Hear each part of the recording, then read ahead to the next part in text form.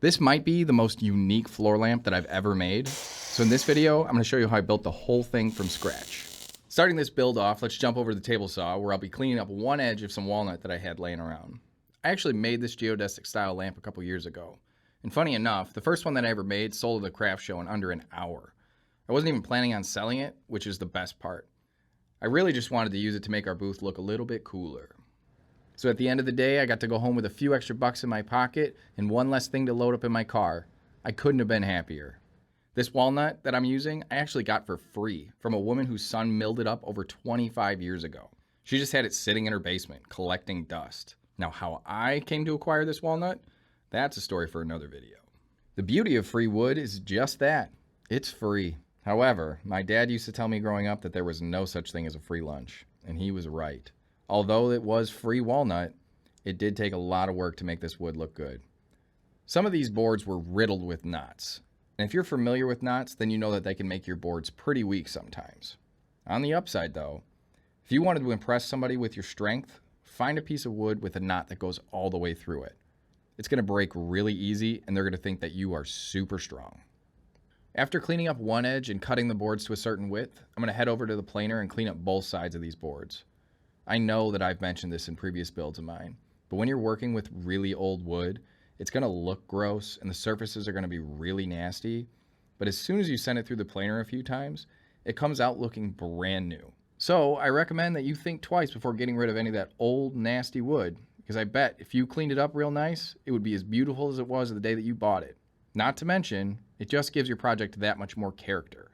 If you're looking to get rid of your old wood, please slide into my DMs and I will happily take it off of your hands. In order to make this geodesic shape, you're required to cut out a bunch of smaller hexagons, only to later glue them together to make this overall truncated isohedron shape.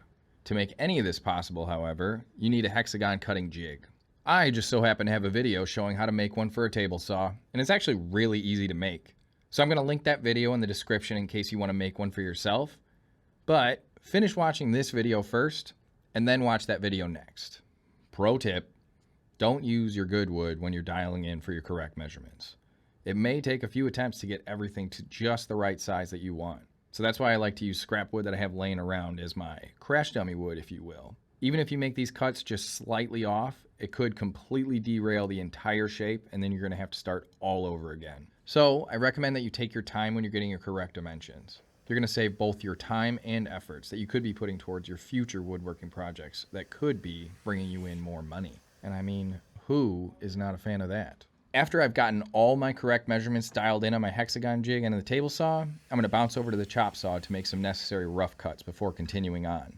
As nice of a chop saw as you think you might have, there will always be some flex in the blade preventing it from being a completely straight cut. It's a fantastic tool, but for me, it will never be a tool that I use to make my finished cuts for a project. I remember way back in the day when I was 19 years old, working at Home Depot. There was an older, well-seasoned, retired craftsman who, prior to working at Home Depot, was a professional sound and studio design builder. One day, while working together, he shared with me that he'd never use a chop saw that's over a 10-inch blade. Me, being a young and unexperienced kid that I was, thought that bigger was always better. And I told him that I prefer to have a 12-inch sliding chop saw. But before I could finish my sentence, he said, no, you really want a 10-inch blade because it has less flex. At the time, I thought I knew better than some old timer, but fast forward 15 years later and thousands of hours for using a chop saw and what feels like thousands and thousands of woodworking projects, I can set my ego aside and say he was completely right. So, if you're a beginning woodworker who's just starting out on their journey, I say to you, try stuff out, make mistakes, and listen to those who have been doing the craft for a long time, because you may learn a thing or two. If you're familiar with my channel and you've been around for a minute now, I hope you view me as more of a guide or an Obi-Wan Kenobi. I'm no Yoda, but I do hope we all get to be one day.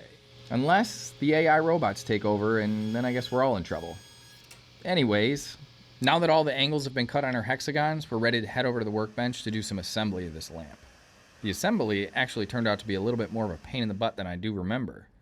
But that was because I started off with 6 hexagons instead of 5. Using 6 hexagons prevents the shape from folding up. So after struggling with this for a few minutes, I decided to just piece it together one piece at a time. Fun fact, The truncated isohedron has 32 faces, and out of those 32 faces, 20 of them are hexagons. To make this lamp work, we're going to leave the 12 remaining faces out of the build, allowing the light to shine through the missing pentagon shapes. I can't help but nerd out over all these crazy shapes. So if you're like me and you like to geek out over this stuff, give this video a like.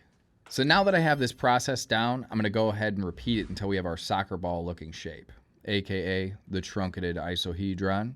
I really love these funky, crazy looking shapes. Whenever I see something that I think looks cool, I have this urge to challenge myself to see if I can make it. It's exciting for me to create something that I have no clue on how to make at first, but the journey to discovering how I might be able to do so is really fun for me. Now don't get me wrong, I would love a Lego style set of instructions that would walk me step by step on how to make something, because it's just going to speed the process up. So since I was familiar with the building process of this lamp, I thought it would be fun to make another one. But this time around though, I decided to make the hexagons just a little bit smaller than the original design. I also felt with the lamp being smaller that it would give it a more sophisticated and elegant look in the overall design. However, there was one aspect of the design that I didn't take into account that almost prevented this lamp from being a lamp.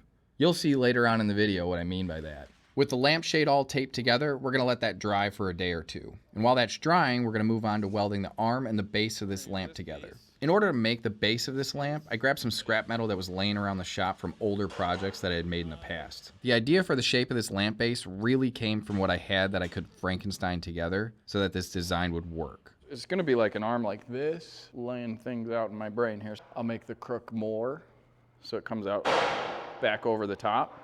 What's it called? Crook, I don't know. This, and then it's gonna come more, and then come out like right there. You know, so it's like a thing. The lampshade being made out of wood means it's gonna be more on the heavy side. So the base of this lampshade needed to be heavy so it could support the weight of the whole lampshade itself. I also wanted the lamp to hang over the couch, so I made this candy cane crooked arm that was going to accommodate for just that. The candy cane arm also helps keeping the center of mass over the base, which is gonna help keep this lamp upright. I ended up using an already finished circle to act as the base of this floor lamp, and a 2x2 thick piece of steel that's going to go right in the center of the circle. This piece of steel is really going to be the heaviest part of the lamp, and it's going to act as the counterweight that's going to prevent it from falling over.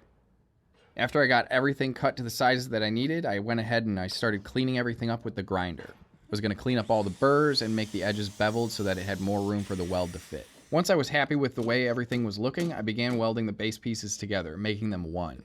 I always like to start with a couple tack welds before I go for a really hard weld that truly bonds the two pieces of metal together. Shot. With the base all ready to go, we're going to shift our focus to the arm of this lamp. So we need to bend it from like right here. I'm going to use a DIY pipe roller to bend this piece of 1x1 metal. The issue with this homemade pipe roller is that it doesn't keep things perfectly straight. So after I added this extra crook to the arm, I had to do a little bit of manual bending to straighten this piece out. Metal is tough to work with sometimes, because once you get into a particular shape, it's really difficult to make it go back into a different direction. Look it.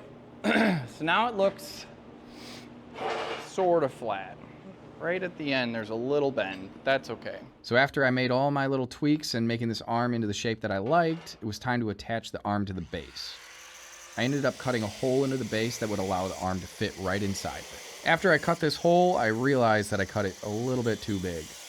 So to get the arm in the position that I wanted, I had to shim it in place with an extra piece of metal while I tack welded it in place. But it's your ability to think on your feet so you can fix these problems when they arise. And that comes with a lot of mistakes and a lot of practice in any craft that you do, be it metal or wood. It's a little twisted. That's fine. I like it. Despite my not so happy looking face, I am actually really happy with the shape of this lamp. Working with metal is still pretty new to me. And so if you look at it, it has a little twist to it. I really only started welding maybe 3 or 4 years ago, so I'm still pretty new at it. I've discovered that metal has a memory. And once you've changed the shape of that metal, it's always kind of trying to fight its way back to its original shape. Sometimes I wish metal was as easy to form as the T-1000 from Terminator 2. Maybe one day. With the arm now attached to the base, I'm just going to cap off the end and clean up these welds. This is the part of the build where I actually begin wiring this lamp up so we can use it as an actual light. To do that, I had to drill a hole in the base and the top of the arm so that the wire could flow from the bottom to the top of this lamp.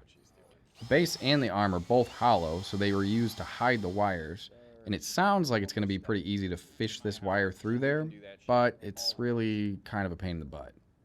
Being that it is made out of metal, it is easier to hide all these wires. If this was made out of wood, I'd have to route out all these tracks for the wires and try and discreetly hide the wires inside the wood, and that can become kind of hard as well. So making a lamp out of metal is much easier to hide your wires in the end of the day. Plus, using metal and wood always looks good, especially when you paint the metal black and you use walnut as your wood. I mean, that's my personal preference at least. Whenever I work with metal, I always like to start off with a small drill bit when making a hole. Once you have that small hole, use a step bit to make that hole as big as you need it. Using a step bit to step these holes up is not only safer, but it's much easier as well. So I highly recommend that you invest in one if you don't have one. In fact, all the tools that I've used in today's video, besides the ones that I've DIY'd myself, you can find down in the description below. After a little finagling, I got the wires fished from the top to the bottom. I will say that I've become well versed when it comes to wiring up lights. I've been incorporating lights into many of my projects recently, and there are some things to keep in mind. First, make sure you buy the right cord for your project. There are tons of videos on YouTube that explain it much better than I can, so definitely watch a few of those before you start building any of these lights. At least that's what I do. The wire that we're going to use today is an 18-2 lamp wire. This wire has two wires running through it. One side is going to be your positive and one is going to be your negative. To distinguish between those two sides, one has been designed as a smooth side and the other has 3 lines on it to make it a little bit bumpy. This is going to help keep your lamp wired correctly. With the lamp all dry after letting it sit for a couple days, it was time to attach it to the arm and wire it all up. Once I removed the tape that was helping keep its form, I picked a side in which I thought looked best that was going to be used for the top and for the bottom. I've had fun making these lights recently, and I have future plans of making a giant chandelier.